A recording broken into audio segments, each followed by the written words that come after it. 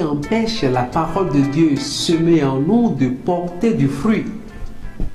Bien-aimés dans le Seigneur, voici la question fondamentale à laquelle la parole de Dieu de ce dimanche nous invite à répondre. En effet, la parabole du semeur dans l'Évangile nous parle de 4 types de terrain.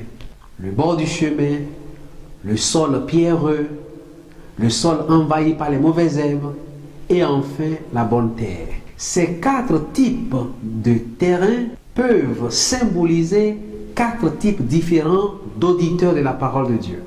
Pour ma part, je pense aussi qu'il pourrait cristalliser différentes phases de notre vie de chrétien et de chrétienne.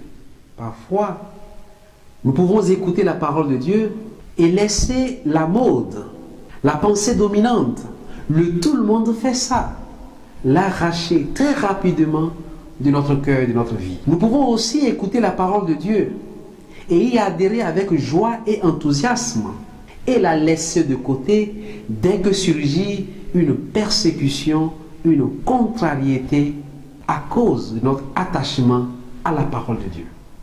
C'est aussi vrai qu'à certains moments de notre vie, les soucis, les séductions de la chair, la course à la richesse font de l'écoute de la parole de Dieu le cadet de nos soucis et de nos préoccupations. Il arrive aussi, heureusement d'ailleurs, qu'à un pèlerinage, au cours d'une célébration, à une séance de prière, nous laissions une parole de Dieu, un verset de la parole de Dieu nous toucher, nous transformer en profondeur et nous faire porter d'immenses fruits de sainteté.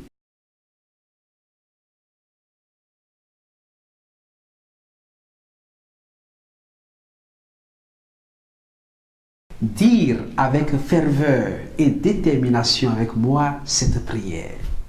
Seigneur Jésus, viens semer ta parole dans mon cœur, dans ma vie. Seigneur Jésus, viens arracher tout ce qui empêche ta parole de porter du fruit dans ma vie. Viens arracher la mode, la pensée dominante. Tout le monde fait ça. Viens arracher de mon cœur la peur d'être rejeté, d'être marginalisé, d'être persécuté à cause de mon attachement à ta parole.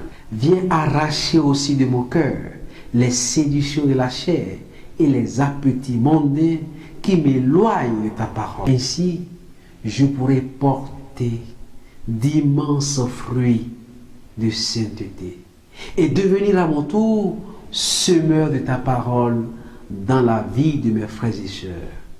Bon dimanche à tous et à chacun.